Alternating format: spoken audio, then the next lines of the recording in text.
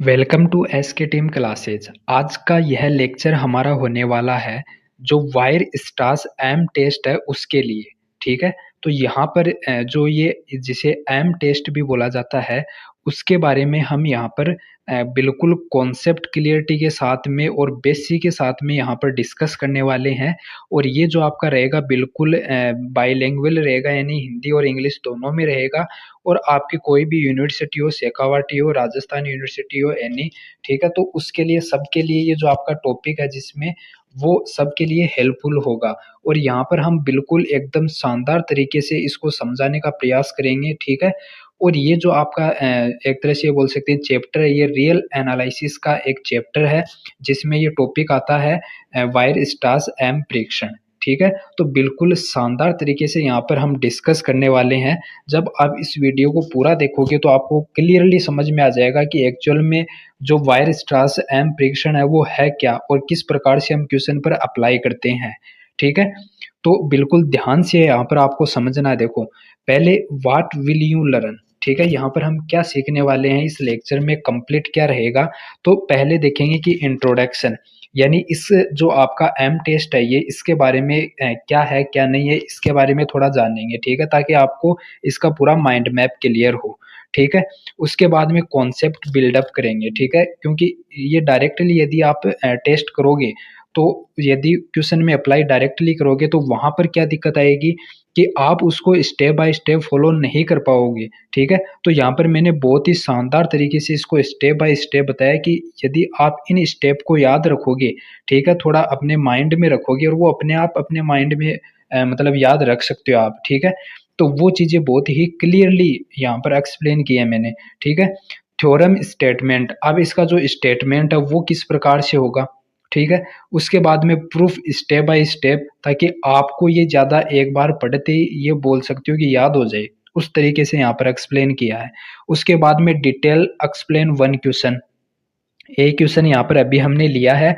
और बाद में हम जो भी मोस्ट एक्सपेक्टेड क्वेश्चन है ना आपकी एग्जाम के लिए, उनको नेक्स्ट पार्ट में हम क्या करेंगे, उनको डिस्कस करेंगे। जो भी मोस्ट इस टॉपिक पर, जो भी आपके इस कॉन्सेप्ट पर बेस्ड जो भी क्वेश्चन है उनको हम नेक्स्ट पार्ट में डिस्कस करेंगे। ठीक है, तो इतनी चीजें अभी क्लियर हुई होंगी कि यहाँ पर हमें क्या क्या डिस्कस करना है।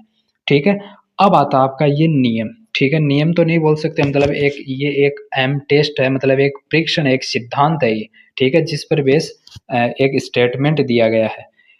तो यहाँ पर पहले इंट्रोडक्शन की बात करें तो आपके सामने आता है कि यह प्रमेय यानी एक थ्योरम है।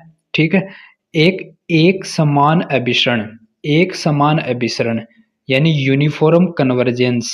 ठीक है, ये इंग्लिश वर्ड भी आपको ध्यान में रखना है यदि आप हिंदी मीडियम से हो, क्योंकि यदि आप कॉलेज एग्जाम है तो उस दौरान आप यदि लिख रहे हो, ठीक है, तो लिखते हो तो वहां पर यदि आपने इंग्लिश वर्ड लिखा है साथ में तो ज्यादा अट्रैक्टिव रहेगा। ठीक है, सिद्ध करने की एक महत्वपूर्ण विधि है, यानी किसी भी फंक्शन, कोई भी फंक्शन है, कोई फंक्शन नहीं बोल सकते, फलनों की अनंत श्रेणी जिसे बोला जाता है उस पर ये लागू होता है। तो उसे यूनिफॉर्म कन्वर्जेंस सिद्ध करने के लिए ये एक महत्वपूर्ण थ्योरम है। ठीक है, यह परीक्षण यह बताता है कि कोई फलनों की श्रेणी यूनिफॉर्मली कन्वर्जेंट यानी समान रूप से अभिसारी है या नहीं है। ये बात कौन बताएगा, ये बताएगा ये आपका जो परीक्षण है एम टेस्ट वो बताएगा। ठीक है, और ये रियल एनालिसिस में अत्यंत महत्वपूर्ण चीज है, इसके बारे में आप अभी समझ जाओगे। ठीक है, अब देखिए कॉन्सेप्ट बिल्डअप की बात करें यहाँ पर तो आपके सामने पहले आता है कन्वर्जेंस एंड डाइवर्जेंस। यानी इस आपको जो वायर स्टार्स एम टेस्ट है इसको पढ़ने से पहले आपको कुछ चीजें हैं वो पता होनी चाहिए ताकि आप इसको आसानी से पढ़ पाओ। देखो यहाँ पर ये जो लेक्चर बनाया गया है, वो ये जो पीपीटी तैयार की गई है वो इस मकसद से की गई है कि आपने कुछ नहीं पढ़ा है, मतलब ये नियम आपने पहले नहीं पढ़ा है, ये आपने प्रमेय पहले नहीं पढ़ी है और आप एग्जाम टाइम से कुछ समय पहले इसको पढ़ रहे हो, तो आपको ये चीजें कैसे क्लियर होंगी। तो वो यहाँ पर बिल्कुल उस चीज को ध्यान में रखकर ये चीजें करवाई गई है। ठीक है, इसको बनाया गया है। तो देखिए कन्वर्जेंस और डाइवर्जेंस क्या होता है। कन्वर्जेंस को बोला जाता है हिंदी में अभिसरण या अभिसारी। ठीक है, क्या होता है ये, जब अनुक्रम, अनुक्रम मतलब सीक्वेंस या सीरीज के पद बढ़ते हैं तो इनका योग या मान एक निश्चित परिमित संख्या फाइनाइट नंबर की ओर बढ़ता है। यानी कन्वर्जेंस का सीधा सीधा मतलब क्या हो गया कि कोई भी सीक्वेंस होगी या कोई भी सीरीज होगी तो उसमें जब आप योग या उसका मान एक निश्चित निश्चित क्या होगा, परिमित संख्या फाइनाइट नंबर की ओर बढ़ेगा तो वो कन्वर्जेंस कहलाएगा। ठीक है। उसके विपरीत यहाँ पर बात आती है कि अपसरण क्या होता है, अपसारी जिसे बोला जाता है डाइवर्जेंस। इसका विपरीत हो गया कि तब होता है जब मान अनिश्चित इनफाइनाइट हो जाता है या किसी एक मान पर स्थिर नहीं होता। कि जैसे आपने किसी फंक्शन में वैल्यू चेक कर रहे हो आप, तो वहां पर एक आ गया, फिर आपने चेक किया जीरो आ गया, फिर एक आ गया, फिर जीरो आ गया, तो इस प्रकार से चल रहा है, मान स्थिर नहीं है, तो उस दौरान ये होता है। और यदि आपने चेक किया तो वहां पर एक आ रहा है, फिक्स वैल्यू आ गई, तो वो आपका ये कन्वर्जेंस हो जाएगा। ठीक है। अनुक्रम जैसे आपके पास कोई सीक्वेंस है ए एन, वो अभिसारी है, ठीक है, कन्वर्जेंट है वो, यदि limit N change to infinity A N is equal to L. L क्या है, कोई एक परिमित संख्या है यानी फिक्स नंबर है एक, ठीक है, वो आ रहा है, तो ये एक जो आपका सीक्वेंस आपको गिवन है वो अभिसारी होगा यदि उसकी फिक्स वैल्यू आ रही है। तो ये जो आपका यहाँ पर ये जो कॉन्सेप्ट है, ये जो आपका टॉपिक है, ये बिल्कुल रिलेटेड है। एक तो आपका जो सेट थ्योरी चलती है, आपने 11th 12th में पढ़ी होगी सेट थ्योरी, और एक आपका ये चलता है जो लिमिट वाला चैप्टर, लिमिट वाला, वो उससे रिलेटेड है। और इसमें जो क्वेश्चन आएंगे, कुछ क्वेश्चन जहाँ पर हम डिस्कस करेंगे उसको कन्वर्ट करना पड़ेगा हमें, तो वहां पर आप अवकलन और समाकलन इन दो चीजों की हेल्प लोगे और वहां पर उस फंक्शन को, उस सीरीज को आप सोल्व करोगे। ठीक है। तो ये चीजें यहाँ पर आपकी बेस है वो क्लियर होने चाहिए, ठीक है, जो आपने 11th 12th में पढ़े हैं। देन हमारे सामने आता है कि जो अनुक्रमों का अभिसरण है, अभी तो हमने कन्वर्जेंस और डाइवर्जेंस देखा कि वो क्या होता है। अब आता है कि ये जो आपका कन्वर्जेंस है ये सीक्वेंस के लिए किस प्रकार से फॉलो होता है। तो देखिए, इसकी परिभाषा की बात करें तो एक अनुक्रम आपके पास एक सीक्वेंस, ठीक है, अनुक्रम को क्या बोलते हैं, सीक्वेंस ए एन है, अभिसारी कहलाता है यदि एन के बढ़ने पर ए एन किसी निश्चित संख्या एल के करीब पहुंचता है।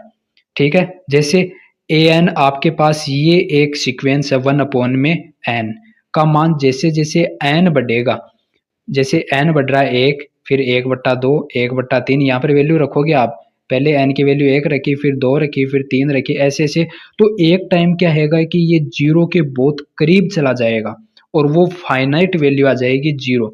ठीक है। इसलिए ये इसको क्या बोलेंगे कि ये कन्वर्जेंस हो गया, ये सीरीज है, ये अनुक्रम है, ये सीक्वेंस है, ये कन्वर्जेंस हो गया। क्लियर है। अब आता है अपसरण या अपसारी या डाइवर्जेंस। इसमें क्या होता है, इसमें सीक्वेंस पॉजिटिव इन्फिनिटी और नेगेटिव इन्फिनिटी, कैसे, मतलब आपके पास जैसे -3, -2, -1, 0, 1, 2, 3, तो इस तरफ अनंत की तरफ जा रहे हैं और इस तरफ अनंत की तरफ जा रहे हैं। ठीक है। तो ये इस तरफ जा रहे हैं अनंत की तरफ तो ये नेगेटिव हो गया, और इस तरफ अनंत की तरफ जा रहे हैं तो ये पॉजिटिव इनफाइनाइट हो गया। तो इसके बीच में यदि दोलन करे तो वो आपका क्या होगा, अपसारी होगा। ठीक है। मतलब इसमें एक चीज आती है, एक तो कन्वर्जेंस होता है, एक डाइवर्जेंस होता है, और एक होता है ऑसिलेशन। ठीक है, दोलन वाला। तो इसमें तो वैल्यू क्या होगी, या तो इन्फिनिटी आएगी प्लस वाली, या माइनस वाली इन्फिनिटी आएगी, मतलब फिक्स वैल्यू नहीं होगी यहाँ पर। जैसे A N is equal to N है, अब इसकी आप वैल्यू कितनी भी लेते जो मान बढ़ता जाएगा बढ़ता जाएगा, और एक टाइम पर क्या हो जाएगा, पॉजिटिव इन्फिनिटी आ जाएगा। ठीक है। और जो ऑसिलेशन वाला है, ये अभी डिफरेंस मैंने इसको और सरल तरीके से आगे एक्सप्लेन किया, वहां पर समझ में आ जाएगा। अब ये तो हो गया सीक्वेंस में, देखो थोड़ा डिफरेंस करना है इनमें, ये तो हो गया सीक्वेंस में अंतर। और अब आता है सीरीज में क्या अंतर है। तो सीरीज जैसे एक अनंत श्रेणी है आपके पास, क्या है वो, सिग्मा आपकी N N is equal to 1 से कहाँ पर जा रही है, इन्फिनिटी तक जा रही है, और ये आपका सीक्वेंस है, श्रेणी है ए एन का अभिसरण उसके आंशिक योगों के अनुक्रम पर निर्भर करता है। कैसे करता है? जैसे अभिसारी कन्वर्जेंट क्या होगा, यदि आंशिक योगों का अनुक्रम एस एन आपके पास ही है, तो एक निश्चित संख्या एस की ओर अभिसारित होती है, तो जो आपकी ये सीक्वेंस है ये क्या होगी, अभिसारी होगी। ठीक है। और अपसारी में क्या होगा, डाइवर्जेंट में क्या होगा, यदि आंशिक योगों का अनुक्रम किसी निश्चित सीमा पर नहीं पहुंचता है, यहाँ पर तो एक निश्चित सीमा पर पहुंच जाएगा, यहाँ पर नहीं पहुंचेगा किसी भी सीक्वेंस के लिए, तो वो क्या होगी, एक डाइवर्जेंट सीरीज होगी। ठीक है। तो यहाँ पर इस चैप्टर में जो चलेंगे वो सीरीज चलेंगी। ठीक है। तो वहां पर आपको जो अनंत श्रेणी चलेगी ना, उसकी पहचान करनी है कि वो अभिसारी है या अपसारी है, डाइवर्जेंट है या कन्वर्जेंट है, कैसे है। अभी आपको डेफिनेशन क्लियर हो गई होगी, अभी यहाँ पर आपको डेफिनेशन क्लियर करनी है बस। बाकी इसका एग्जाम्पल आप देखोगे, इस स्टेटमेंट को पढ़ोगे इसका एम टेस्ट का, तो चीजें बिल्कुल क्लियर हो जाएगी। अभी आपको चीजें थोड़ी डिफरेंट लग रही होंगी। ठीक है। नेक्स्ट बात करें तो अब आता है कि आपने दो चीजें देखी अभी, अभी तक आपने कुछ नहीं पढ़ा, ओनली पढ़ा है आपने कन्वर्जेंट क्या होता है, ठीक है, और डाइवर्जेंट क्या होता है, और ये सीरीज के लिए किस प्रकार से होता है और सीक्वेंस के लिए किस प्रकार से होता है, क्लियर है। अब आता है कुछ महत्वपूर्ण टेस्ट होते हैं इसी दौरान, क्या होते हैं, एक तो ज्योमेट्रिक सीरीज आपके पास, जैसे ये कोई सीरीज आई, ये अभिसारी है मतलब कन्वर्जेंट है, यदि आर पॉजिटिव है मतलब मोड लगा हुआ है यहाँ पर, इसकी वैल्यू लेस देन है 1 से, तो ये कंडीशन हो गई ज्योमेट्री सीरीज के लिए, एक मतलब एग्जांपल के थ्रू यहाँ पर दे दिया ये चीजें।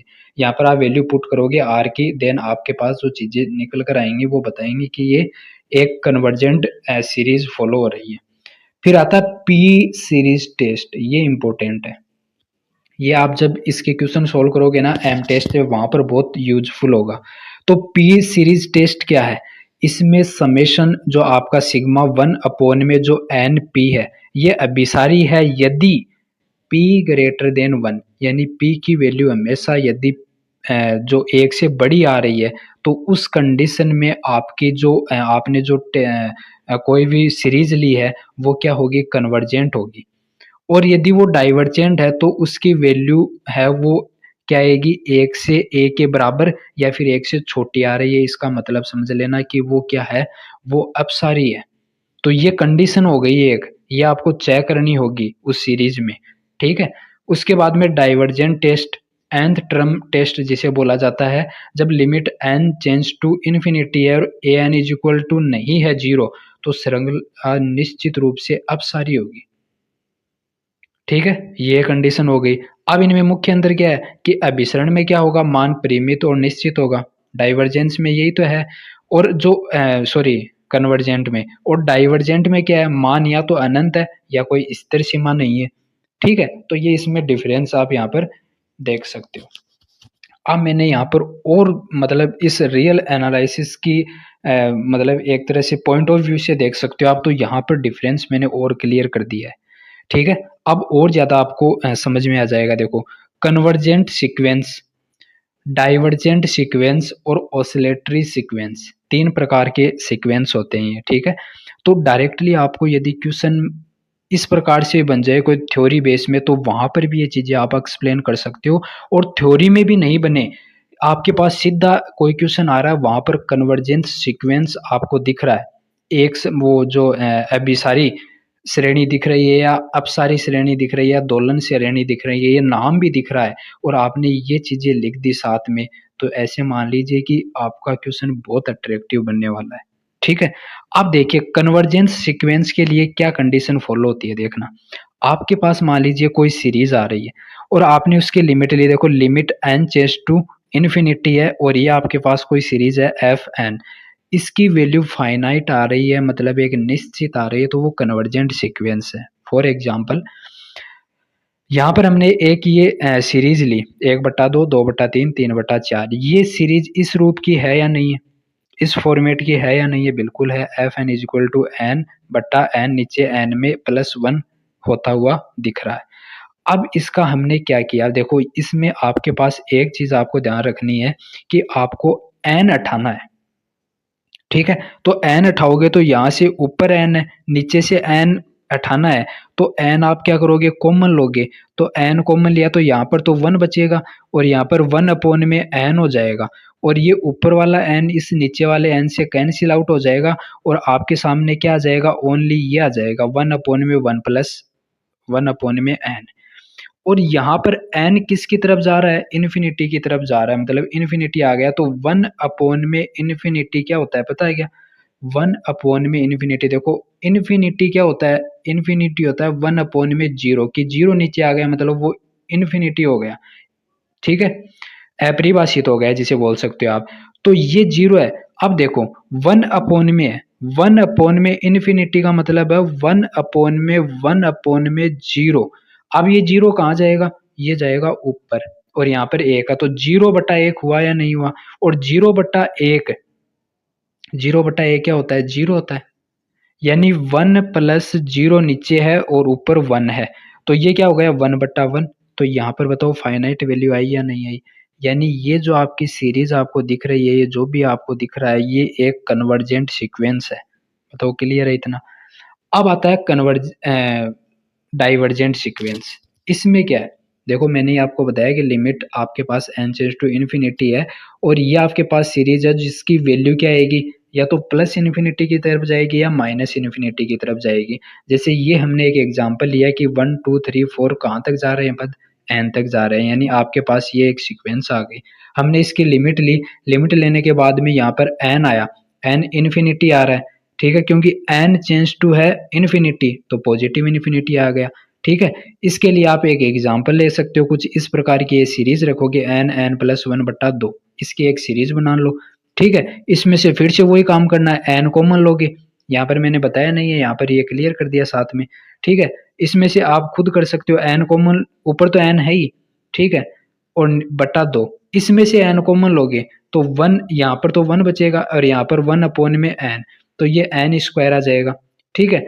अब यहाँ पर आप क्या रखोगे, n इन्फिनिटी रखोगे तो ऊपर या डायरेक्टली रख दो, चलो कॉमन मत लो क्योंकि यहाँ पर नीचे n नहीं है ना तो कॉमन नहीं लेना है क्योंकि उसको कैंसिल आउट करना होता है, बट यहाँ पर नहीं है तो डायरेक्ट इन्फिनिटी, तो पूरा इन्फिनिटी को किससे भी मल्टीप्लाई करो, इन्फिनिटी आना है तो इन्फिनिटी बटा 2, तो इन्फिनिटी क्या होगा 1 अपॉन में जीरो और नीचे 2, तो 0 इंटू 2 कितना हो जाएगा 0, यानी 1 अपॉन में 0, फिर से इन्फिनिटी आ गया, यानी यहाँ पर वैल्यू क्या आ रही है, इन्फिनिटी आ रही है, अपरिभाषित हो रहा है, मतलब ये डाइवर्जेंट सीक्वेंस है। ऑसिलेटरी में क्या है, यहाँ पर क्या होगा, नोट डिफाइन होगा, यानी कभी 0 आ जाएगी कभी 1 आ जाएगी, कुछ भी आ सकती है, मतलब वैल्यू एक नहीं रहेगी। जैसे ये आपके पास एक सीरीज है 1 -1 1 -1, इस प्रकार से चल रही है, कहाँ तक जा रही है, n तक जा रही है। हमने लिया कि यहाँ पर आप एफ एन है वो एक प्राप्त होगा, कब, जब n इज इक्वल टू क्या होगा, आपका ओड वैल्यू आएगी। यदि आपने n की वैल्यू ओड रखी है तो आपके पास एक प्राप्त होगा, देखो ये, ठीक है।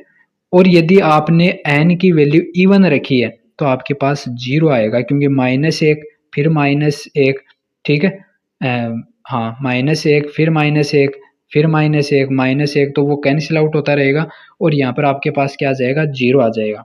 तो ये ओड और इवन के लिए यहाँ पर आता है। तो ये चीजें अभी क्लियर होंगी आपको।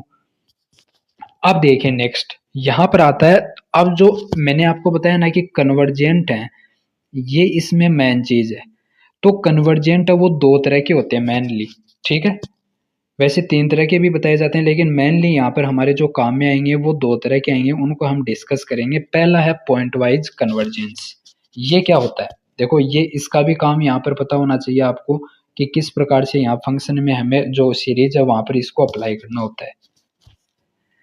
देखिए, यदि प्रत्येक निश्चित अक्ष, ध्यान से इस चीज को समझना है, बहुत इंपॉर्टेंट चीजें आ रही हैं। अक्ष के लिए आपके पास ये एक क्या है, सीक्वेंस है, समेशन या sigma F N into X अभिसारित है, मतलब कन्वर्जेंट है, तो उसे बिंदुवार अभिसरण कहते हैं। यदि आप कंडीशन क्या है कि अक्ष है वो बिलोंग करना चाहिए इसके डोमेन से, डी का मतलब क्या है, डोमेन, इसका जो भी डोमेन होगा उससे बिलोंग करता है। तो लिमिट एन चेंज टू 0, इसके नीचे है ये एफ एन एक्स है वो एफ एक्स आ गया, ठीक है, कोई वैल्यू आ गई इसकी। अब जो ये आपकी सीरीज थी और ये वैल्यू है ये की ओर बिंदुवार अभिसारित है। किस कंडीशन में है? यदि मतलब ऑल एक्स है वो बिलोंग करना चाहिए डी से, ठीक है। और ईच आपका एप्सिलॉन है वो ग्रेटर देन होना चाहिए जीरो से, ठीक है। एप्सिलॉन ग्रेटर देन जीरो, ये क्यों होना चाहिए? ये आपको समझ में आएगा जो कोशी का जो प्रिंसिपल है उससे, क्योंकि उसमें ये चीजें समझाई गई है। और एन है वो क्या होना चाहिए? बिलोंग करना चाहिए एक्स, और ई है वो एन से बिलोंग करना चाहिए, ठीक है, यानी नेचुरल नंबर। ऐसा कि जब n greater than and equal n होता है, उस कंडीशन में ये कंडीशन फॉलो होती है कि F N X minus F X, ठीक है। और इसकी वैल्यू जो आएगी, मोड लगा हुआ है ये, इसकी वैल्यू आएगी लेस देन एप्सिलॉन। और एप्सिलॉन की वैल्यू मैंने क्या बताई कि हमेशा बड़ी होगी जीरो से। देखो यहाँ पर ये बोला है ना, तो ये कंडीशन है। तो एन है वो एक्स पर निर्भर करता है। तो जो बिंदुवार अभिसरण होगा ना, पॉइंट वाइज कन्वर्जेंस, वहां पर जो एक्स पर डिपेंडेंसी शो होगी, ठीक है। एक्स पर डिपेंडेंसी कैसे शो होगी? नॉर्मली मैं आपको अभी मतलब आगे एक्सप्लेन कर देंगे ये चीजें, अभी इतना आप क्लियर करो, ठीक है। इसका अब देखो एग्जाम्पल देखो, आप और ज्यादा क्लियर होगा आपको। आपके पास ये आया है कि एग्जाम्पल एक्स एन, ठीक है, जहां क्या है कि जो x है वो किसके मतलब वेरी कर रहा है, जीरो और वन, इसकी वैल्यू इसके बराबर भी हो सकती है, जीरो और वन के बीच में है ये। अब ये इसकी कंडीशन हो गई, तो x n है, n की जो x है आप क्या रखोगे? यदि आपने जीरो रखा तो जीरो आ गया, ठीक है। x बराबर आपने वन रखा तो x वन रखा तो वन की पावर n करोगे तो वहां पर आपके पास वन चलेंगी, कितनी भी पावर करो आप वन आएगी। तो सीमा फलन क्या हो रहा है? सीमा फलन आपका दो तरीके से, यहाँ पर यदि आपने जीरो रखा है तो आपके पास जीरो आ रहा है, ठीक है, यानी जीरो की पावर n करोगे आप तो जीरो ही आएगा। और यदि वन रखा है तो वहां पर वन आ रहा है। तो दो तरह की वैल्यू शो हो रही है यहाँ पर, जबकि हमें तो ये क्या होनी चाहिए, एक फाइनाइट वैल्यू आनी चाहिए, तभी तो वो कन्वर्जेंट होगा। तो ये जो कन्वर्जेंट है वो किस प्रकार का कन्वर्जेंट है? ये आपका फाइनाइट वैल्यू तो आ रही है, फाइनाइट यानी निश्चित वैल्यू यहाँ पर आ रही है, लेकिन ये जो इस प्रकार के आपका बिहेवियर आपको देखने को मिलेगा किसी भी सीरीज में, तो वो होगा आपका पॉइंट वाइज कन्वर्जेंस, ठीक है। इसके बाद में आता है आपका एक समान अभिसरण, यूनिफॉर्मली कन्वर्जेंस। इंपॉर्टेंट चीज है, ये चीज आपको समझ में आनी चाहिए, ठीक है। ये क्या चीज है? देखो कोई भी आपके पास समेशन एफ एन एक्स समान अभिसरित है, मतलब यूनिफॉर्मली कन्वर्जेंस है, यदि for all epsilon greater than zero, ठीक है। और एज आपका जो एन ऐसा कि N greater than and equal N की, ये एन नेचुरल नंबर है और ये इस सीरीज के लिए स्मॉल एन फॉलो हो रहा है। और ये क्या चीज है? ये आपका आएगा जो कोसी कोसी प्रिंसिपल है, उसके थ्रू इसको डिफाइन किया गया है, ठीक है। अब ये जो एस एन है ये टर्म चलता है जब आपने सम वगैरह, सम के लिए, क्योंकि यहाँ पर हम सीक्वेंस में सम करते हैं तो उसके लिए ये फॉलो होता है।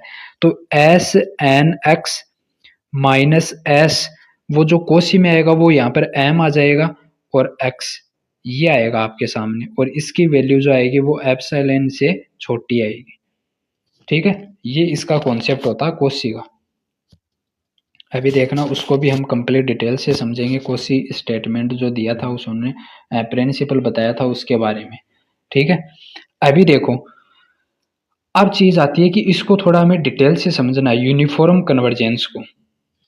देखो थोड़ा सा यहाँ पर आपको पेशेंस रखना है, ठीक है। मतलब स्टेप बाय स्टेप चीजें मैं बताऊंगा कैसे क्वेश्चन में अप्लाई करनी है आपको, बट यहाँ पर चीजें आपको हर चीज क्लियर होनी चाहिए, तब आप क्वेश्चन को अच्छे से सोल्व कर पाओगे। और ये चीजें मैंने इतनी बढ़िया तरीके से अरेंज की, ये आपको बुक में नहीं मिलेंगी, ठीक है। अब देखिए नेक्स्ट यहाँ पर डिस्कस करें तो हमारे सामने आता है कि जब फलनों का कोई अनुक्रम या श्रेणी पूरी परिभाषा क्षेत्र उसके डोमेन में एक समान तरीके से अपसारित हो तो उसे यूनिफॉर्म कन्वर्जेंस कहा जाता है। अब आपको पूछा जाए कि यूनिफॉर्मली जो कन्वर्जेंस है, एक समान अभिसारी है, वो क्या होता है? तो वो होता है कि जो फलनों का कोई अनुक्रम या जो आपका सीक्वेंस या फिर सीरीज पूरे उसके परिभाषा क्षेत्र में, उसके डोमेन में एक समान तरीके से अभिसारित हो, कन्वर्जेंट हो, तो वो यूनिफॉर्मली कन्वर्जेंट कहलाता है। परिभाषा को अच्छे से देख लो, ठीक है। अब इसको कैसे मैथमेटिक्स में समझते हैं, तो देखो यहाँ पर मान लीजिए आपके पास ये कोई फलनों का अनुक्रम है, सीक्वेंस है कोई, जो कि समुच्चय, इसका जो समुच्चय डी है, डोमेन है, वो बिलोंग कर रहा है किससे, आर रियल नंबर पर परिभाषित है वो, ठीक है। यदि limit N change to infinity है, जब ये sequence F N X is equal to F X है, और यहाँ पर बोल सकते हैं for all epsilon greater than zero N is equal to N epsilon zero, इस कंडीशन में, तो ये कंडीशन आपको ध्यान रखनी है, ठीक है। और ये कंडीशन यहाँ पर मैंने अभी आपको बताई ना, वही तो है कि एन ग्रेटर देन होगा या इक्वल होगा एन से, और जो F N X minus F X है, इनका जो डिफरेंस है वो हमेशा एप्सिलॉन से कम ही आएगा, ठीक है। और x बिलोंग करेगा d से, ठीक है। जो डोमेन है वो क्या है, जो x है, जो x की वैल्यू होगी वो हमेशा डोमेन के अंदर होगी, ठीक है। तो जो आपका ये सीक्वेंस होगा वो एफ एक्स की ओर समान अपसरित कहलाता है, या समान यूनिफॉर्मली कन्वर्जेंस कहलाएगा। अभी आपको चीज़ें मतलब क्लियर नहीं हो रही होंगी, लेकिन इसका जो स्टेटमेंट आ जाएगा देन सब क्लियर हो जाएंगे। अब इसमें बेसिक में हम डिस्कस करते हैं सीरीज ऑफ फंक्शन। अभी आप बात कर रहे थे कि यहाँ पर फलनों की श्रेणी क्या चीज़ है, ठीक है। तो देखो, यदि आपके पास कोई ये सीक्वेंस है जहां पर जो n है वो क्या कहाँ तक रहेगा, वो एक से इन्फिनिटी तक रहेगा वो। तो जहां प्रत्येक एफ एन एक्स एक फलन है, यानी ये आपके पास हमेशा एक फलन आएगा, जैसे समेशन जो सिग्मा एफ एन एक्स है, तो ये यहाँ पर हमने पढ़ा होगा पहले कि ये फलन ही तो आता है हमेशा। जैसे मैंने यहाँ पर एक सीरीज को शो किया, या फिर मैंने एक ये लगाया यहाँ पर साइन एन एक्स बटा एन स्क्वायर, तो ये क्या है आपके पास, ये है एफ एन एक्स, ऐसे आपको आइडेंटिफाई करना होगा क्वेश्चन में, ठीक है।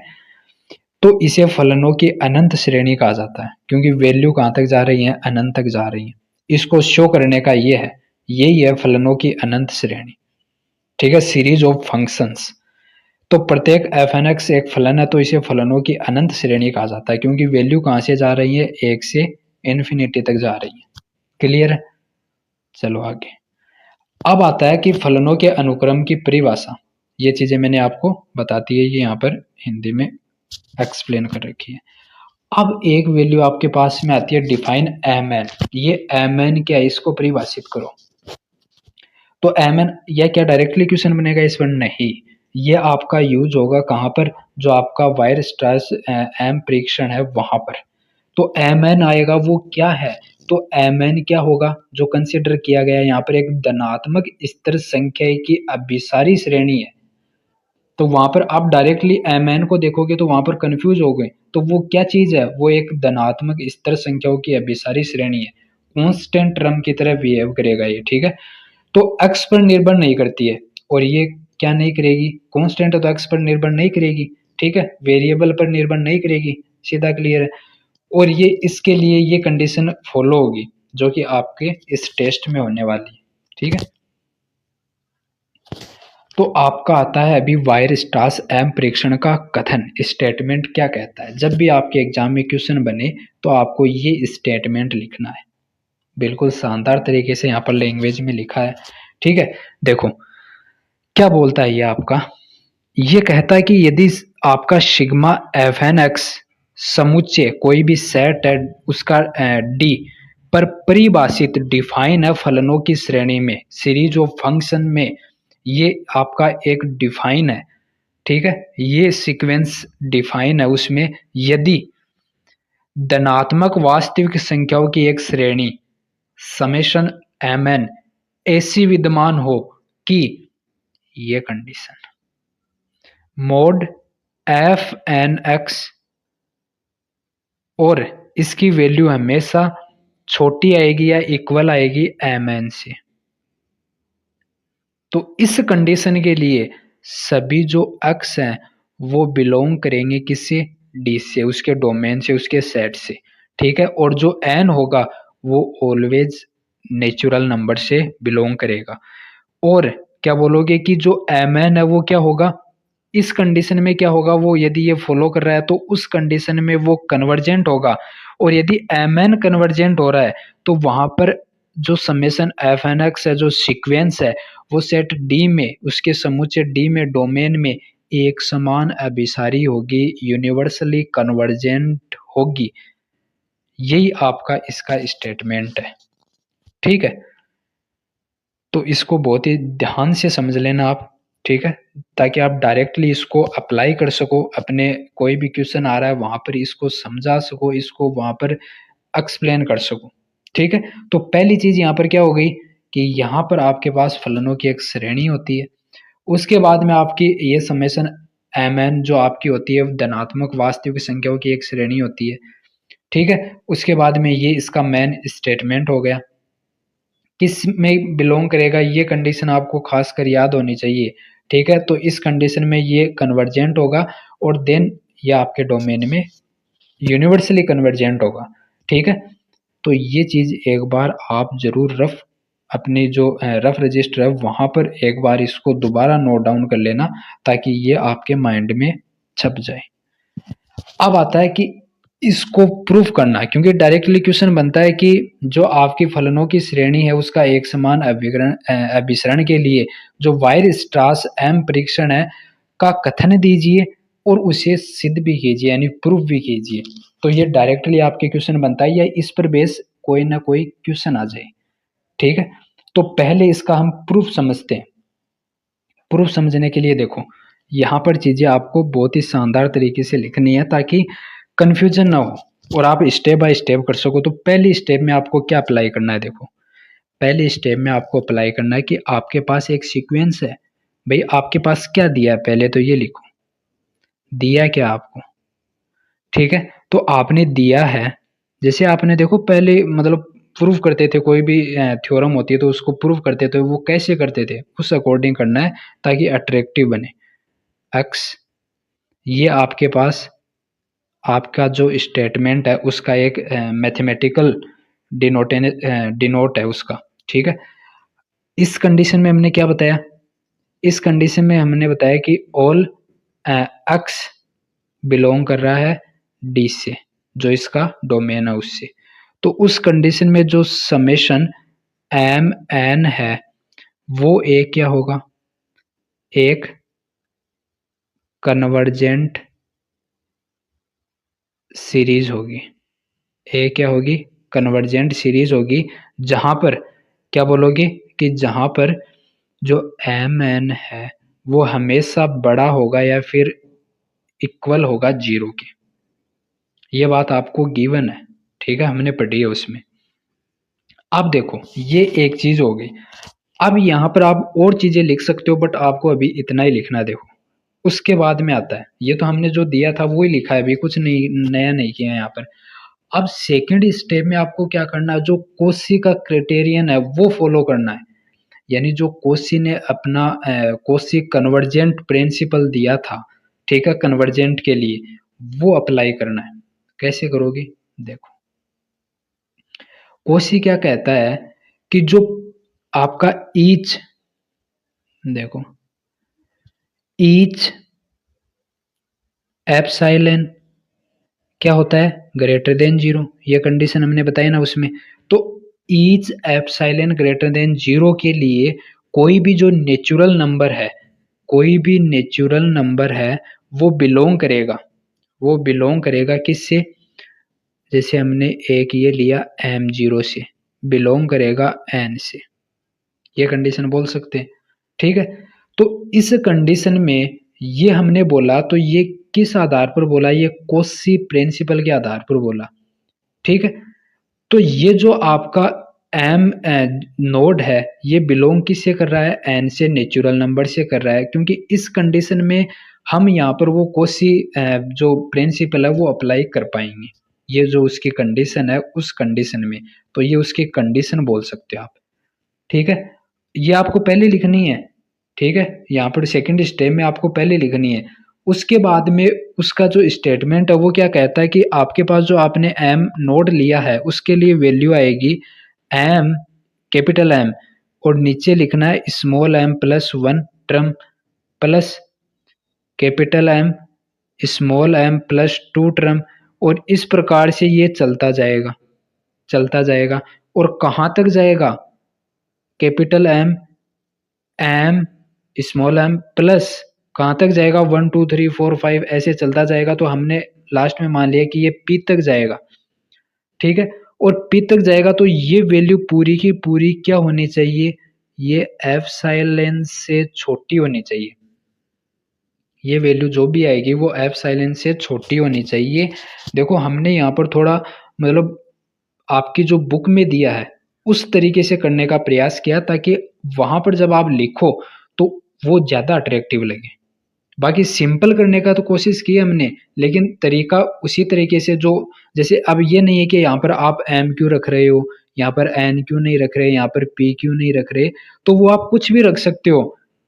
तो ये हमने एक स्टैंडर्ड तरीका मान रखा है, बस बस इतना ही अंतर है इसमें, ठीक है। तो ये चीज आप ध्यान में रखना। अब देखना यहाँ पर नेक्स्ट, बहुत ही ध्यान से इसको समझना आपको। नेक्स्ट स्टेप में आपको क्या लिखना है कि ये चीज इतनी हो गई। अब जो यहाँ पर आपने पी लिया है ये किससे बिलोंग कर रहा है, इसकी भी तो कंडीशन बताओ ना। तो ये जो पी है ये आपका बिलोंग कर रहा है नेचुरल नंबर से ही, तो ये भी आपको साथ में लिखना है आगे, ठीक है, ताकि थोड़ा और अट्रैक्टिव लगे। तो आपके पास एम है वो किस में बिलोंग कर रहा है फिर? तो नीचे आपको कंडीशन इसकी लिखनी है, एम है वो ग्रेटर देन एंड इक्वल है एम जीरो से, इसकी वैल्यू आएगी वो। और जो आपका पी है, जो आपका पी है वो ग्रेटर देन एंड इक्वल होगा वन के। कंडीशन हो गई ये। तो यहाँ पर मैंने ये जो कंडीशन बताई है आपकी, ये वाली कंडीशन, ये कंडीशन है, ये इंपॉर्टेंट है, यहाँ पर चीजें आपको क्लियर होंगी, ठीक है। इतना हो गया ये। तो अभी हमने क्या किया सेकंड स्टेप में, हमने इसकी कंडीशन रखी है। पहले तो हमने इसकी क्या रखी है? कंडीशन रखी है। कंडीशन के बाद में हमने इसका जो स्टेटमेंट था कोशी वाला उसको अप्लाई किया है, ठीक है। और उसकी फिर कंडीशन रखी है हमने कि ये जो वैल्यू हमने ली है ये कहाँ से कहाँ तक बिलोंग कर रही है, क्या वैल्यू आ रही है वो। तो ये वो चीज हो गई, ठीक है। ये कोशी सिद्धांत मैंने यहाँ पर बता रखा आपको कि आपको रिकॉल हो सके, आपने पढ़ा हो। तो कोशी अभिसरण सिद्धांत ये बोलता है कि अनुक्रम कोशी अनुक्रम कहलाता है यदि epsilon greater than zero, epsilon greater than zero के लिए एक ऐसा धन पूर्णांक एन मौजूद हो, ये वाला किसके लिए? एन धन पूर्णांक के लिए, जो M N greater than N हो, ठीक है, के लिए। तो कोई अनुक्रम कन्वर्जेंट है, ये लाइन याद रखना, कोई अनुक्रम कन्वर्जेंट है तो निश्चित ही कोशी अनुक्रम होगा। यदि वो कन्वर्जेंट है तो वो निश्चित ही क्या होगा? कोशी अनुक्रम होगा। ये आपको याद रखना है। यहाँ तक चीजें क्लियर।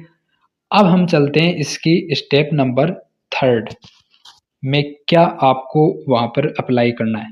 दो स्टेप हमने फॉलो किए अभी तक इसको प्रूव करने के लिए, और थर्ड इस स्टेप में हम चलते हैं तो वहां पर हमारे सामने आता है कि जो आपके पास क्या थी, जो आपके पास सीक्वेंस थी, कौन सी सीक्वेंस थी भाई? एफ एन एक्स, ये वाली सीक्वेंस थी। आपको देखो ये सीक्वेंस यू एन के फॉर्म में भी मिलेगी, यू भी वहां पर मिलेगा। तो ये नहीं कंफ्यूज होना है कि यहाँ पर आपने एफ लिया है यू लिया है बुक में, तो वो आप कुछ भी ले सकते हो, हमने यहाँ पर सुटेबल एफ है तो वो लिया। तो यहाँ पर हम इसके लिए क्या करेंगे, थर्ड स्टेप इसकी फॉलो होती है आंशिक योग का अंतर। जो आपकी फंक्शन है, यहाँ पर शॉर्ट में लिख देते हैं थोड़ा, फंक्शन के जो पार्शियल सम है, आंशिक सम के लिए, ठीक है। तो वो यहाँ पर स्टेप फॉलो होगी अभी थर्ड स्टेप में, इसको प्रूव करने जा रहे हैं हम। तो इसके लिए के आंशिक योगों के अंतर का परिणाम,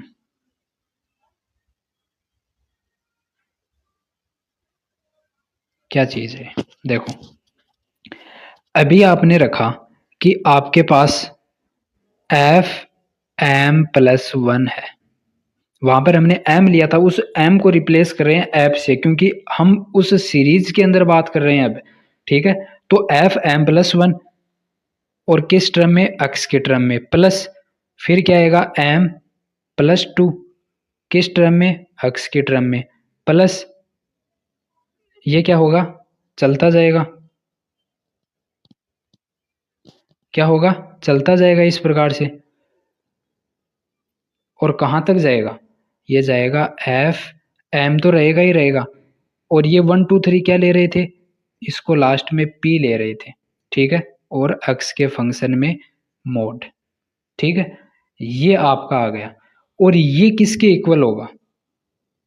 देखो यहाँ पर ये जो हमने लिखा है उस टर्म को यहाँ पर हमने मॉडिफाई किया है, किस टर्म में? आपकी सीरीज इस सीक्वेंस के टर्म में। तो ये किसके बराबर होगा? तो ये आपका बराबर होने वाला है, किसके बराबर होने वाला है? या उससे छोटा आएगा। तो वहां पर हमने क्या लिखा था? एप्सिलॉन। तो वो यहाँ पर आपके जो कोशी का प्रिंसिपल उन्होंने दिया था उसके अकॉर्डिंग यहाँ पर क्या हो जाएगा? ये F M plus one X, plus इसको क्या लिख देंगे? अलग अलग कर देंगे, F M plus two X. इसका अलग अलग से मोड कर रहे हैं, अभी कुछ नया नहीं कर रहे हैं, बस ये आपके पास थी और इसकी जो वैल्यू आ रही है वो हमने अलग अलग की है। फिर ये कहाँ तक जा रही थी आपकी? एम प्लस पी एक्स, यहाँ तक। ठीक है, अलग अलग इसका मोड किया है, बस हमने कुछ नहीं किया अभी तक। अब ये हो गई इसकी ओनली आपकी थ्री स्टेप। फोर स्टेप क्या है यहाँ पर? फोर स्टेप में हम यहाँ पर करेंगे कि जो आपने अभी मोड लिया है किसका? एफ एन एक्स का ही तो लिया आपने मोड। ठीक है, और ये जो वैल्यू आपके पास आएगी, ये वैल्यू हमेशा क्या होगी? ये वैल्यू हमेशा किससे छोटी आएगी? एप्सिलॉन से छोटी आएगी। ठीक है, और एप्सिलॉन से ये छोटी आएगी, तो हमारा स्टेटमेंट क्या कहता है कि उस कंडीशन में इसकी वैल्यू है वो कोई ना कोई कांस्टेंट के फॉर्म में कन्वर्ट होगी, या कांस्टेंट सीरीज के रूप में कन्वर्ट होगी। तो इसको हम बोलेंगे कि ये जो सीक्वेंस फॉलो हो रही है वो एम एन की फॉर्म में कन्वर्ज हो रही है। किसकी फॉर्म में हो रही है? एम एन की फॉर्म में कन्वर्ज हो रही है। तो इसको लिखेंगे कैसे अभी? तो लिखेंगे इसको ऐसे कि ये सीक्वेंस हमने क्या बनाई थी? तो आप बोलोगे कि F M plus one X, plus ये आपकी चल रही थी कहाँ तक? एक टर्म लिखा, आप ज़्यादा भी लिख सकते हो, एफ एम प्लस पी तक एक्स की टर्म में। ये हमारा पूरा था, ये इसका फॉर्म। ठीक है, अब इसका फॉर्म क्या बनेगा? तो उसी टर्म में हम कोशी के अनुसार क्या बनाएंगे? उसी टर्म में ये इक्वल भी हो सकता है। ठीक है, यहाँ पर इक्वल भी लगाना, इक्वल या लेस देन की कंडीशन में आपका जो आएगा वो M M plus one plus M M plus two, plus ये चलती रहेगी आपकी, कहाँ तक जाएगी? तो बोलोगे एम एम प्लस पी तक, और क्या जाएगा? मोड आ जाएगा।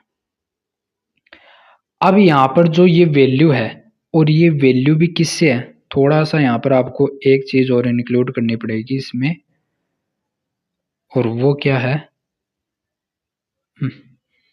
यहाँ पर आपको इंक्लूड करना पड़ेगा, सॉरी, देखो यहाँ पर आपको इंक्लूड करना पड़ेगा ये वाला एप्सिलॉन, क्योंकि ये वैल्यू हमेशा क्या है? एप्सिलॉन से छोटी है। ठीक है, अब आपको कंडीशन पता है कि जो x की वैल्यू आ रही है वो हमेशा डोमेन के अंदर रहेगी, और उस कंडीशन में जो m आ रहा है वो हमेशा ग्रेटर देन एंड इक्वल होगा m0 के, जो हमने पहले डिस्कस की थी कंडीशन। और इसके लिए and for all p greater than and equal होगा 1 के लिए ये टर्म आपका क्या है, सत्य है। सही है एकदम, ठीक है। तो ये स्टेप आपकी आ गई। अब इस कंडीशन में लास्ट में आप ये लिखोगे कि जो आपने कोसी अप्लाई की थी ना, कोसी जो क्राइटेरियन आपने फॉलो किया था वहां पर, तो वो क्या बोलता है लास्ट में, वो कहता है कि ये जो आपने अभी डिफाइन किया है, ये जो आपने अभी डिफाइन किया है कोसी के अकॉर्डिंग, तो आपका जो मेन आइडिया था वो तो आ चुका है, लेकिन कोसी के अकॉर्डिंग हम यहाँ पर लिखेंगे अतः। अतः क्या लिखेंगे कि जो आपका मोड, जो आपकी ये सीरीज आई है, ये योग ही तो कर रहे हो आप, इसका सम ही तो कर रहे हो सभी पदों का, तो योग कर रहे हो तो इसको हम समेशन के रूप में लिख सकते हैं। तो एस यानी जो सीरीज है, सीरीज को ऐड करके लिखते हैं, तो एस एन की फॉर्म में पद नहीं लिखते क्या हम, तो उस कंडीशन में तो एस कितने पद हैं, एम प्लस पी तक, और कौन से टर्म में, एक्स के टर्म में, माइनस, ठीक है। एक तो ये हो गया और एक ये वाला हो गया, तो इस कंडीशन में क्या होगा, एस एम और क्या, एक्स के टर्म में, और ये वैल्यू क्या आएगी, एप्सिलॉन से छोटी, और यहाँ पर जो एक्स है वो हमेशा बिलोंग करेगा डी से, उसके डोमेन में। तो ये आपकी जो अभी हमने फॉर्म लिखी है ये वाली, ये आपकी है जो यूनिफॉर्म कोशी क्राइटेरियन बोलते हैं इसको, इसको ये सेटिस्फाई कर रही है। तो इसको ये सेटिस्फाई कर रही है, तो फलनों की जो आपकी श्रेणी है, अभी एग्जाम्पल पर डिस्कस करेंगे, जो इसकी फलनों की, यहाँ पर एक चीज आपको और ऐड करनी है, जो लास्ट में लाइन लिखते हैं वो लिखनी है कि इसलिए,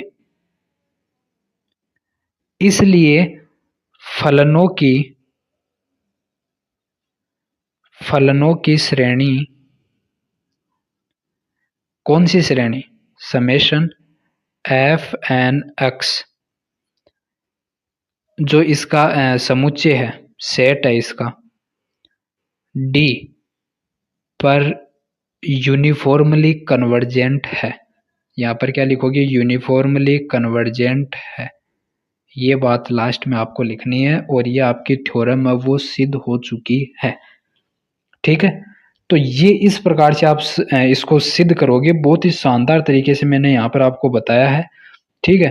देखो यहाँ पर ये इसकी फर्स्ट स्टेप थी, बिल्कुल आपको जो थ्योरम आपने, मतलब एक तरह से ये बोल सकते हो याद की है, ये थ्योरम आपने याद की है, तो इसको तो आपको बिल्कुल कंठस्थ कर लेना है। फिर इसमें से ये थ्योरम लिखने के बाद में इसमें से आपको यहाँ पर चीजें लिखनी है कि आपको क्या दिया है, उसके बाद में आपको ये कंडीशन याद रखनी है, जो कोशी क्राइटेरियन है उसकी कंडीशन आपको याद रखनी है, देन उसको फॉलो करते हुए आपको उसका सिद्धांत मेंशन नहीं करना, ये तो बस आपको याद रखने के लिए यहाँ पर मैंने बताया है। उसके बाद में आपको थर्ड स्टेप में ये फॉलो करना है कि उसके आंशिक योगों के अंतर का जो परिणाम है वो किस प्रकार से होता है, अंतर का, ठीक है। तो अंतर को डिफाइन करने के लिए हमने लास्ट में ये यहाँ पर फॉलो कर दिया, ठीक है। ये इस कंडीशन को सेटिस्फाई करवाया हमने, दोनों को यहाँ पर उसकी कंडीशन के अकॉर्डिंग रखा, और हमने बता दिया कि ये क्या होगा, आपका यूनिवर्सली कन्वर्जेंट होगा, ठीक है। अब इस पर एक थोड़ा सा हम यहाँ पर शॉर्ट के अंदर, बिल्कुल शॉर्ट तो नहीं बोलेंगे, मतलब किस प्रकार से क्वेश्चन को करते हैं, एक छोटा सा क्वेश्चन लिया है, बाकी डिटेल से हम नेक्स्ट वीडियो में डिस्कस करेंगे इसका 1 बाय 1 क्वेश्चन, बहुत जो इम्पोर्टेंट क्वेश्चन है उनको, और कैसी कैसी आपको स्टेप फॉलो करनी है वो नेक्स्ट आपके पार्ट में डिस्कस करेंगे। अभी ये आपके सामने क्वेश्चन है, ठीक है। ये आपका क्वेश्चन है कि जो आपकी सीक्वेंस है कोई समेशन एन बिलोंग टू 1 से इन्फिनिटी तक, और एक्स एन अपॉन में एन स्क्वायर, ये आपका एक श्रेणी है, इसको ई कोई समुच्चय -1 से 1, इस पर आपको सिद्ध करना है कि ये श्रेणी एक समान अभिसरित है, ठीक है। तो ये आपको प्रूफ करना है, तो चलते हैं हम इसको सोल्व करते हैं, ठीक है। तो देखो आपके पास क्वेश्चन क्या था कि समेशन, क्वेश्चन क्या था कि summation N is equal to 1 कहाँ तक जा रहा है, इन्फिनिटी तक, एक्स एन बट्टा एन स्क्वायर, ये आपके पास क्वेश्चन है। इसका डोमेन ई है वो आपके पास है -1 से 1। ओके, अब देखो इसमें आपको सिद्ध करना है कि ये यूनिफॉर्मली कन्वर्जेंस है। तो उसके लिए हम यहाँ पर इसको करेंगे। तो देखो आपके पास एफ एन एक्स है, उसकी वैल्यू कितनी है? आपको पहले स्टेप यही अपनानी है कि यहाँ पर आपको फंक्शन की पहचान करनी है। ठीक है, अभी देखो ये छोटा क्वेश्चन है तो हम थोड़ा और इसको सरल बता रहे हैं, बाकी यदि थोड़ा बड़ा क्वेश्चन भी आ जाए तो आपको ये स्टेप रखनी है। तो फर्स्ट स्टेप आपकी क्या रहेगी कि आपको उस सीरीज की पहचान करनी है, तो वो आपको बिल्कुल सीधा सीधा दिख जाएगी। ठीक है, यदि वो सीरीज में नहीं है, कुछ अलग फॉर्म में दी हुई है, तो आपको उसको बनानी पड़ेगी। ठीक है, तो आपके पास यहाँ पर तो डायरेक्टली है ये एन स्क्वायर। ठीक है, देन आपको क्या करना है? देन आपको ये करना है कि इसका मोड लेना है। मोड क्यों लेना है? क्योंकि हमें इसका सॉल्यूशन प्राप्त करना है एन स्क्वायर, तो इसका भी मोड ले लेना है। देन आपको यहाँ पर एक बाउंडेड एरिया, देखो अब ये आपके डोमेन में बंधा हुआ है कि आपकी वैल्यू -1 होगी या 1 होगी या इसके बीच में होगी, बाउंडेड है चीजें। ठीक है, तो पहले आपको क्या करना होगा? एम एन देखना है, और किस कंडीशन में? इस कंडीशन में, बाउंडेड कंडीशन में। ठीक है, तो जो एक्स है वो क्या बिलोंग करेगा, किससे बिलोंग करेगा? तो बोलोगे -1 से 1 के बीच में बिलोंग करेगा। और इस कंडीशन में क्या होगा कि जो आपका x है वो हमेशा 1 के बराबर या फिर 1 से छोटा आएगा। ठीक है, ये कंडीशन किसकी आ रही है? तो ये कंडीशन आपकी आ रही है उस जो एम टेस्ट है उससे। तो आप क्या बोलोगे कि यहाँ पर हमारे पास x नहीं है, यहाँ पर तो x की पावर n है, तो x की पावर n बोल दो, उसका मोड, और वो किससे छोटा होगा? इक्वल होगा 1 से। ठीक है, अब देखो नेक्स्ट, इतना हो गया। अब एफ एन एक्स है मोड के अंदर, उसकी वैल्यू हमारे पास है एक्स एन, यानी ये जो सीरीज के रूप में है वो हमारे पास ये है, और इसकी वैल्यू है वो इक्वल या छोटी होनी चाहिए एन 1/n² से। 1/n², इसकी पहचान करनी है। अब पहले तो हमने इस फंक्शन की पहचान की थी, जो सीरीज आ रही है उसकी पहचान की थी। अब आपके पास जो एम एन है, जो आप एम एन फाइंड करोगे तो उसके लिए जो पी टेस्ट बताया था ना मैंने, वो पी श्रेणी, तो उस कंडीशन में जो 1/n² है वो आपका एम एन है। यह आपने इसकी पहचान कर ली। ठीक है, पहचान करने के बाद में आपके पास ये कौन सी स्टेप हो गई? तो इसको बोलोगे आप सेकंड स्टेप। सेकंड स्टेप में आपने क्या किया है कि आपके पास जो n² x वाला टर्म तो हो गया। ठीक है, अब जो n² n का जो भी टर्म रहेगा उसकी पहचान करनी है, जो कांस्टेंट फॉर्म में रहेगा। ठीक है, तो ये हमने पहचान कर ली है। ठीक है, अब इसकी पहचान करने के बाद में आपको पता चलेगा, क्या पता चलेगा? कि हमारा जो एम टेस्ट है वो क्या कहता है कि एफ एन एक्स हमेशा छोटा होगा या इक्वल होगा एम एन के। यही तो है, तो इसको अप्लाई करेंगे। क्यों अप्लाई करेंगे? क्योंकि हमें वो यूनिवर्सली कन्वर्जेंट शो करना है। ठीक है, तो ये अप्लाई कब होगा? जब वो यूनिवर्सली कन्वर्जेंट होगा तभी होगा, वरना नहीं होगा। तो आपको करना तो फिर और टेस्ट आते हैं तो उनको फॉलो करना पड़ेगा फिर। तो एम एन अभी कन्वर्जेंट है या नहीं है ये चेक करना पड़ेगा। तो उसके लिए क्या होगा? तो आपका अभी हमने एम एन है वो 1/n² देखा है। ठीक है, तो इसको ऐसे लिख सकते हैं कि n = 1 इन्फिनिटी तक, और ये आपका हो गया n², क्योंकि आपके पास ये होता है n = 1 इन्फिनिटी और एम एन। तो इसको हमने ऐसे लिख दिया क्योंकि इसकी वैल्यू ये है। ठीक है, अब इसमें आपके पास आता है कि आपने जो पी सीरीज का जो टेस्ट वाला हमने पढ़ा था, उस कंडीशन में क्या होता है कि जो पी है वो हमेशा 1 से बड़ा होना चाहिए, उसकी कंडीशन बोल सकते हो। तो उस कंडीशन में ये क्या होगा? यूनिवर्सली कन्वर्जेंट होगा, मतलब कन्वर्जेंट होगा ये बोल सकते हो। तो यहाँ पर जो पी की वैल्यू आ रही है, देखो यहाँ पर n = आप मतलब नॉर्मली रफली इसको रख के देख लेना। 1 रखोगे तो 1/1 आ जाएगी। फिर 1/2 रखोगे यहाँ पर तो 4 आ जाएगी, 1/4। फिर 1/3 रखोगे तो यहाँ पर 9 आ जाएगी। ठीक है, तो 1/9। एक तो आपको सीधा पता चल रहा होगा कि वैल्यू घट रही है, तो घट रही है तो एक टाइम पर क्या हो जाएगी, वो 0 के करीब चली जाएगी। ठीक है, तो ये यहाँ पर सीरीज फॉलो हो रही है, यानी जो p की वैल्यू है, जो p की वैल्यू है वो यहाँ पर क्या आ रही है, तो उसके अकॉर्डिंग यहाँ पर आप चीजों को डिफाइन कर सकते हो।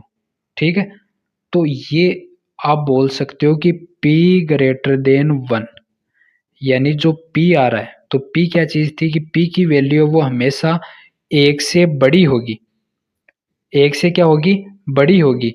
तो यहाँ पर तो वैल्यू सभी 1 से छोटी आ रही है, 1 से क्या आ रही है, छोटी आ रही है। तो उस कंडीशन में 1 से छोटी आ रही है तो ये इस सीरीज को फॉलो कर रही हैं, और फॉलो कर रही हैं यानी p सीरीज में p ग्रेटर देन 1 पर अभिसारित है, कन्वर्जेंट है।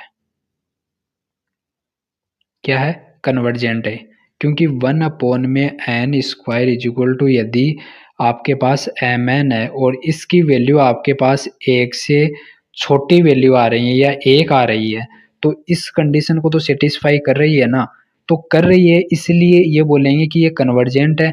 और यदि ये श्रेणी यानी आपकी जो summation n is equal to 1 infinity mn, ये कन्वर्जेंट है, ये कन्वर्जेंट है, तो आपका यहाँ पर ये नियम लागू होता है। तो f(n)x जो आपका ये थ्योरम लागू होती है, तो उस कंडीशन में ये जो आपका जो आपकी सीरीज है वो भी क्या होगी, कन्वर्जेंट होगी। और जो आपका टेस्ट के थ्रू हम बोल सकते हैं कि जो समेशन एक्स की पावर n अपॉन में n² है, ये आपका जो समुच्चय है, जो समुच्चय है -1 से 1 पर क्या है, कन्वर्जेंट है, यूनिवर्सली कन्वर्जेंट है। तो ये चीज हमने क्या कर दी है, प्रूफ कर दी है। अभी यहाँ पर चीजें ये है कि अब आप परीक्षा में लिखने का इसका मेथड क्या है, तो मेथड सीधा सा ये है कि आपको स्टेप याद रखनी है कि किस प्रकार से स्टेप आपको फॉलो करनी है, पहले क्या करना है, फिर क्या करना है, फिर क्या करना है, और वही सेम सभी क्वेश्चन में अप्लाई होंगी चीजें। अब यहाँ पर चीजें आपको थोड़ी कम क्लियर हुई होंगी, फिर भी देखो यहाँ पर यदि आप इसके क्वेश्चन और अच्छे से करोगे, तो मैं ये बता रहा हूँ कि ये नियम आपको रटने की आवश्यकता ही नहीं है। ये जो थ्योरम है, ये आपको नियम तो नहीं बोलेंगे, थ्योरम है, ये थ्योरम रटने की आवश्यकता ही नहीं है, आप इसको आसानी से कर पाओगे। ठीक है, लॉन्ग टाइम तक याद रख पाओगे, ये बोल सकते हो। ठीक है, तो ये चीजें कैसी होंगी, इस पर आप क्वेश्चन प्रैक्टिस करोगे। तो हम क्वेश्चन लेकर आ रहे हैं नेक्स्ट पार्ट में, और बहुत ही शानदार तरीके से उसको और एक्सप्लेन करेंगे हम। ठीक है, तो आपको ये चीजें कैसी लगी आप जरूर कमेंट करके बताएं। ठीक है, चीजें आपको क्लियर हुई हैं तो वीडियो को लाइक और चैनल को सब्सक्राइब करें, सपोर्ट की आवश्यकता आपकी। ठीक है, थैंक्स फॉर वॉचिंग।